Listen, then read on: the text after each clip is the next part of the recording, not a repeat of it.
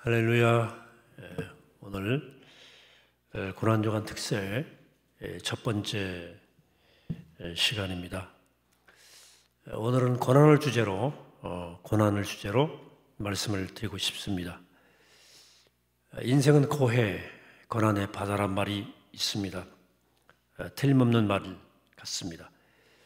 인생을 정말 고난이라고 하는 파도와 씨름하면서 나아가는 끝없는 항해인 것 같습니다. 많이 배운 사람이나 또 적게 배운 사람이나 부자나 가난한 자나 가진 자나 없는 자나 적게 배운 사람이나 또 많이 배운 사람이나 또 큰 기업의 사장이나 시골 농부나 또 잘생긴 사람이나 못생긴 사람이나 심지어 신앙심이 깊은 사람이나 신앙심이 없는 사람이든 인생의 어려움과 고통으로부터 면제된 사람은 단 한 명도 없습니다. 어떤 고난이 다른 고난보다 더 힘들다고 말하기도 어렵습니다. 어떤 종류의 고난이든 고난을 겪고 있는 순간만큼은 우리는 세상에서 내가 가장 큰 어려움을 겪고 있다고 느껴집니다. 오늘 본문 시편 25편은 다윗의 시편 가운데 가장 완성도가 높은 시로 알려져 있습니다. 각 절의 첫 마디가 그 히브리어 알파벳 순서로 시작합니다. 그리고 문학적인 완성도도 높고 그 표현도 아주 예술적이고, 그런데 사실 이 시편의 소중한 이유는 고난에 대처하는 가장 바람직한 모형을 우리에게 제시해 주기 때문에 그렇습니다. 또 고난을 가장 온전하게 다루는 어떤 방향적 방법이 담겨 있기 때문이라고 생각합니다. 고난을 겪을 때 어떻게 고난을 대처해야 되는지, 어떻게 하나님께 기도하고 하나님 안에서 살아갈 수 있는지를 보여주고 있습니다. 오늘 다윗은 첫 문장에서 1절 이렇게 시작합니다. 여호와여, 나 영원히 주를 우러러보나이다 고백합니다. 새 번역은 내 영혼이 주를 기다립니다 라고 번역했어요. 사실 이 시는 아주 고통스러운 상황 가운데 쓰여진 시입니다. 사랑하는 아들 압살롬이 본인을 배신했어요. 아들이 군대가 아버지에게 칼끝을 겨누고 궁으로 쳐들어오자 부하들은 반란군을 제압하게 해달라 이렇게 다윗에게 간청을 하죠. 그러나 다윗은 아들을 잃을까 봐서 궁을 버리고 도망쳐 나오죠. 그 밤에 궁 밖에서 멀리 궁을 바라다 보면서 깊은 고뇌에 빠집니다. 그래 모두를 물리치고 홀로 남아서 주님께 나아갑니다. 그리고 이렇게 기도합니다. 1절부터 다시 중간중간 보겠습니다. 여호와여, 나 영원히 주를 우러러보나이다. 여호와여, 주의 도를 내게 보이시고 주의 길을 내게 가르치소서. 주의 진리로 나를 지도하시고 교훈하소서. 주는 내 구원의 하나님이시니 내가 종일 주를 기다리나이다. 우선 우리가 고난을 겪을 때 우리는 거의 자동적으로 왜? 라는 질문을 던집니다. 대체 왜 나한테 이런 일이 일어날까? 왜 하필 나냐? 내가 뭘 잘못했기 때문에 다들 잘들 사는데 왜 나만 이렇게 고통스럽냐? 이런 질문들이 떠오르기 마련입니다. 만약에 신앙생활을 열심히 한 사람일수록 또 믿음으로 살아왔는데 하는 그 자의식과 어떤 자기의 공로의식이 있다면 더 하나님을 향한 반항심 같은 것이 커지게 마련입니다. 그러나 고난당할 때 왜라고 하는 질문은 일종의 함정 같은 것입니다. 그래서 의식적으로 왜라고 질문하지 않는 것이 매우 중요합니다. 왜냐하면 우리는 결코 왜란 질문에 대한 답을 얻을 수 없기 때문입니다. 그것은 좌절과 분노만 일으킬 뿐 끝없이 우리를 오히려 무력감에 빠뜨릴 수 있습니다. 사실 왜냐고 질문할 수밖에 없는 수없는 일들이 있죠. 사고로 자식을 잃은 사람들 있습니다. 전쟁과는 아무 상관이 없는데 폭격 맞아 가족을 잃은 우크라이나 사람들 있어요. 어린애가 불치병으로 죽고 또 모든 걸 내려놓고 험지로 떠난 선교사 가족들이 교통사고로 다 죽는 이런 일들 왜 그렇습니까? 대체 왜? 도무지 답을 찾을 수가 없어요. 따라서 고난을 겪을 때는 왜라고 질문하기보다는 어떻게라고 질문을 하셔야 맞습니다.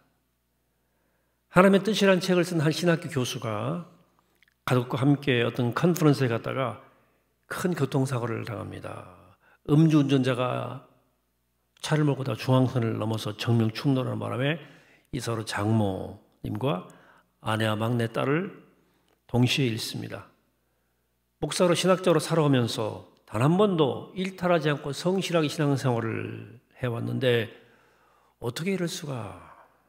왜 내게? 울부짖으면서 여러 해를 좌절 가운데 보냅니다. 그러는 동안에 남은 첫째 애와 둘째 아이가 망가져가고 있었습니다. 그 아이들도 엄마 잃고 할머니, 동생 잃은 충격에 큰 상처를 받고 고통 속에서 헤매고 있었거든요. 그것을 좀 늦게 알아채고는 그제 알아채고는 정신을 차리고 내가 참 왜라고 하는 질문 앞에 너무 싸우느라고 시간을 너무 허비했다는 사실을 깨닫게 됩니다. 그리고 자신이 이 절망의 폐허 위에서 어떻게 살아야 할지를 질문하게 됩니다. 비로소 그랬더니 답이 너무나 분명했답니다. 엄마 잃은 두 아이를 서둘러 돌보고 그들의 치유 회복을 위해 살 수 있는 일들 너무 많고 모든 일을 다 해야 했습니다. 그리고 이처럼 자기처럼 주변에 갑작스러운 이런 재난과 사고를 당해서 불행 속에 던져진 이웃들이 많다는 사실을 알게 되고 그들을 돌보는 일을 두 아이와 함께 시작합니다. 그러니까 왜란 질문에 붙들려 있을 때는 좌절과 분노만 가득했는데 어떻게 살까를 생각하기 시작했더니 할 일이 너무 많았더라는 거죠. 그는 그래서 자신의 책에서 사람이 고난을 겪을 때 가장 중요한 일은 알 수 없는 하나님의 뜻과 씨름하지 말고 지금 현재 내가 할 수 있고 실천할 수 있는 하나님의 뜻을 따라 사는 것이라고 계속 강조합니다. 우린 고난을 겪을 때 당연히 누구나 다 그 고난이 사라지고 고난의 문제가 해결되기를 바라죠. 만약 고난의 문제가 해결될 수 있고 또 그 상황을 바꿀 수만 있다면 우리 할 수 있는 모든 일을 다 해야 될 것입니다. 그러나 내 힘을 어떻게 해볼 수가 없는 고난 속에 내가 처해 있다면 왜 나에게 이런 고통이 고난스러운 일이 일어나느냐고 벌어지냐고 발버둥치기보다는 주님께 모든 것을 맡기고 현재 상황에서 내가 할 수 있는 일, 마땅히 내가 가야 할 길을 걸어가면서 기다려야 됩니다. 오늘 본문이 바로 다윗이 그런 자세를 보이고 있습니다. 주님, 내 영혼이 주를 기다립니다. 주의 길을 나에게 보여주시고 내가 마땅히 가야 할 길을 좀 가르쳐 주십시오. 나는 주님만 기다립니다. 혹시 지금 힘겨운 일을 겪고 계신 교우 계십니까? 깊은 고난 속에 계신 여러분들 많이 힘드시겠지만 절대 무너지지 않게 되기를 축복합니다. 왜 나한테 자꾸 이런 일이 생길까? 화도 나고 하나님께 약간의 반항심도 생기겠지만 아무런 득도 되지 않고 해결책이 없는 그런 일에 에너지를 쏟기보다는 하나님께 다 호소하시고 조용히 하나님께 나아가서 이런 기도해 보십시오. 오늘 다윗의 기도를 본받아서 주님, 이 고통스러운 상황 가운데서 제가 어떻게 살아야 하는지 주님 길을 좀 보여주십시오. 어떻게 해야 되겠습니까? 주님, 내가 지금 정말로 마땅히 걸어야 할 길을 가르쳐 주십시오. 주님, 내 영혼이 주님만을 기다리겠습니다. 어쩌면 우리에게는 고난을 없애는 방법을 아는 것보다도 고난을 잘 겪는 방법을 아는 것이 더 중요할지 모르겠습니다. 현실적으로. 왜냐하면 고난을 없애는 방법은 우리가 결코 할 길이 없지만 고난을 잘 겪는 방법은 우리가 알 수도 있기 때문입니다. 그리고 우리가 고난을 잘 겪어낸다면 고난이 쉽게 사라져 버릴 때보다도 오히려 더 우리 영혼에 더 유익할 수도 있다. 또 그것은 어쩌면 하나님께서 나에게 그 고난을 허락하신 이유일지도 모르겠다 하는 겁니다. 이번에는 고난을 겪고 있는 이웃을 곁에 두고 있는 분들에게 드리는 권고의 말씀입니다. 우선 드리고 싶은 말씀은 내가 고난이나 불행을 겪지 않게 되어서 참 다행이다, 감사하다는 말을 하지 않도록 매우 조심하라는 것입니다. 마음속에 그런 생각이 들지라도 그런 생각이 사라지도록 기도하시기 바랍니다. 어떻게 보면 그런 생각은 누구나 들 수 있는 인지상정일지도 모릅니다. 그러나 조금만 더 생각해 보면 영적으로 신앙적으로 그런 생각이나 말이 얼마나 이기적이고 잔인한 태도인지 여러분들은 깨달아야 됩니다. 기독교인들 가운데 종종 많은 사람들이 희생된 재난이나 혹은 큰 사고로부터 가까스로 목숨 건진 다음에 하나님께 막 살려줘서 감사하다고 간증하는 것을 볼 수가 있거든요. 정말 조심해야 할 일입니다. 그러면 죽은 사람들은 하나님이 죽이신 건가요? 물론 목숨을 건진 것에 대해서 감사할 수 있습니다. 그러나 그것은 하나님 앞에 홀로 해야 할 일이고 희생자 가족들이 겪는 상처, 고통을 헤아리면서 함부로 그렇게 말하면 안 되는 거예요. 그게 신앙의 인의 도리가 아니겠습니까? 오히려 내 이웃은 고난을 겪는데 나는 고난을 겪지 않았다면, 내 주변의 사람들은 사고로 죽거나 고통을 겪게 되었는데 나는 그 재난을 피하게 되었다면 아이고 다행이다, 하나님 감사합니다가 아니라 오히려 고통을 겪고 있는 그 고난받는 이웃의 일을 위해서 내가 무엇을 할 수 있을지에 대해서 고민하셔야 됩니다. 하나님께서 살려주셨고 그래서 정말로 감사하다면 고난과 고통을 겪는 이들을 위해서 나는 뭔가 해야 하지 않을까 하는 생각이 들어와야 됩니다. 그것이 우리를 고난에서 피하게 해주신, 또 재난에서 건져주신 이유가 아닐까 하는 정도는 깨달으셔야 됩니다. 여러분 주변에 고난을 겪는 이웃이 있다면 해야 될 일이 있습니다. 서툰 위로나 의무감에서 나오는 형식적 위로는 하지 마시기 바랍니다. 그것도 고통을 주는 거예요. 우리가 정말 해야 할 일은 그의 고통에 진심으로 공감해 주는 것입니다. 누군가 갑자기 어려운 일을 당하게 되면 어떻게 도와야 할지 조금 당황하죠? 섣불리 나서 혹시 더 힘들게 하는 건 아닐까 걱정하시죠? 근데 이거 핑계일 가능성이 많습니다. 진심으로 고난을 겪는 이웃의 아픔에 공감하면 무엇을 해야 할지, 어떻게 도와야 할지 자연스럽게 알게 됩니다. 모를 수가 없어요. 자, 선한 사마리아 사람의 이야기 가운데서 강도마다 피 흘리고 있는 그 사람 곁을 지나간 사람은 대제사장, 레위인, 그리고 사마리아, 이렇게 셋이었습니다. 앞에 두 사람은 그냥 스쳐 지나갈 만한 합법적 이유가 있습니다. 핑계가 있었어요. 두 사람 모두 신분상 피를 만지면 안 되는 사람들이에요. 예배 드리러 가는데. 그래서 그들은 그냥 지나갔습니다. 하지만 선한 사마리아 사람은 그를 보고 나귀에서 내려서 상처를 싸매주고 여관까지 데려다 주며 돈까지 주면서 치료하도록 자비를 베풀었습니다. 무슨 차이입니까? 성경은 그것을 단 한 가지 차이를 보여줍니다. 사마리아인은 그를 보고 불쌍히 여겼다고 말합니다. 앞에 두 사람과 달랐던 점은 딱 한 가지입니다. 불쌍히 여기는 마음이었어요. 불쌍히 여기는, 이 사람 베푼 모든 행동은 불쌍히 여기는 마음. 동정심이 아니고 영어의 심퍼시가 아니고요. 컴패션입니다. 컴패션, 함께 고통을 느끼는. 여러분 예수님 베푸신 모든 기적 역시 공통적 원리가 있죠. 예수님께서 모든 기적 현장에 불쌍히 여기는 마음을 품으셨을 때마다 기적이 일어났습니다.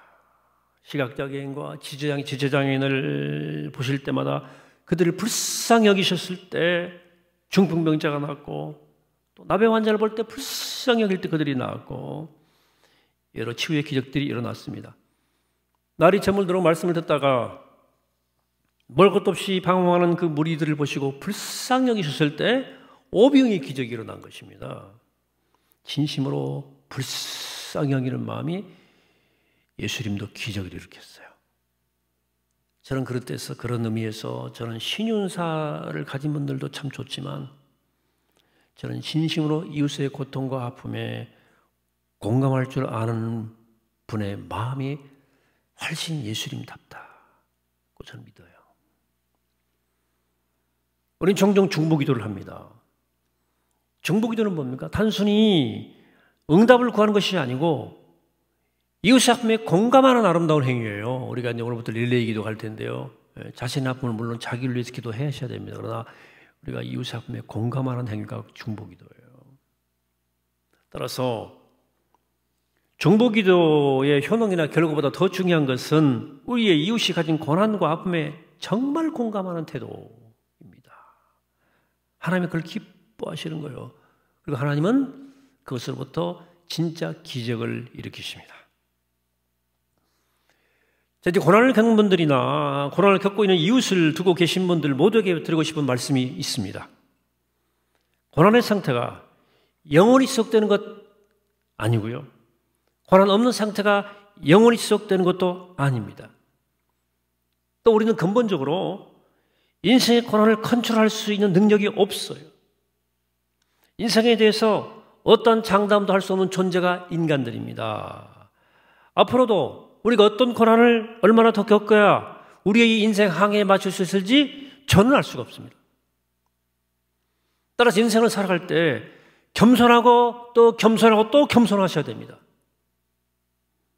말 함부로 하지 말고, 또 기독교 신앙인으로서 우리는 예수님의 고난을 기억할 필요가 있겠습니다. 예수님의 고난, 하나님의 아들이 고난을 겪으심으로 이 세상 누구도 고난을 피할 수 없다는 사실을 명백하게 주님이 보여주신 거예요. 그러나 고난을 거기서 멈추지 않으시고 고난을 이기고 부활하는 법을 우리에게 가르쳐 주셨거든요. 간단히 정리하면 첫째, 그것은 고난을 피하지 않는 것입니다. 고난을 피할 수가 없어요. 신앙은 고난을 피하게 하는 게 아니고 고난을 뚫고 지나가게 하는 겁니다. 고난을 견디게 하는 힘입니다. 고난에 맞서셔야 됩니다. 둘째, 십자가를 지고 고난당하는 이웃들의 아픔을 공감하고 함께 아파할 줄 아는 것입니다. 이게 고난을 이기고 승리하는 길입니다. 셋째, 어떤 경우에도 끝까지 사랑하기를 선택하는 것입니다. 이것이 고난을 이기고 부활하는 길입니다. 오늘 고난주간 특세 첫날의 말씀을 마칩니다. 사랑하는 여러분, 아무리 힘겨운 고난 가운데 있을지라도, 심지어 그 고난이 나를 죽음이라고 말할 정도의 절망의 끝자락까지 밀고 갈지라도 하나님, 내가 마땅히 가야 할 길을 가르쳐 달라고 하나님께 기도하시고 끝까지 내가 어떻게 살아야 됩니까? 물으시면서 끝까지 주님을 기다리시면서 사랑하는 길, 공감의 길, 자비의 길을 걸어가시는 복된 여러분 되셔서 고난을 통과해 꼭 승리하시기를 이 아침에 주 이름으로 간절히 축원합니다. 아멘. 기도하겠습니다. 걸어가신 하나님, 오늘 주님의 귀한 말씀을 붙듭니다. 고난을 겪습니다. 누구나 겪습니다. 고난을 겪을 때 하나님, 쉽게 낙마하거나 절망하거나 포기하지 않게 하시고 끝까지 주를 기다리면서 외란 물음을 넘어서 어떻게 해야 되겠습니까? 주님, 내가 가야 할 길을 보여주시옵소서. 기도하면서 끝까지 견디며 사랑하는 길 걷게 하시고 그래 승리하게 하시고 이웃의 고통 앞에 공감하며 함께 그 고통을 걸머쥐고 나가는 그리스도의 제자가 되게 하여 주시옵소서. 감사드리옵고 우리 주 예수 그리스도 이름으로 간절히 기도하옵나이다. 아멘.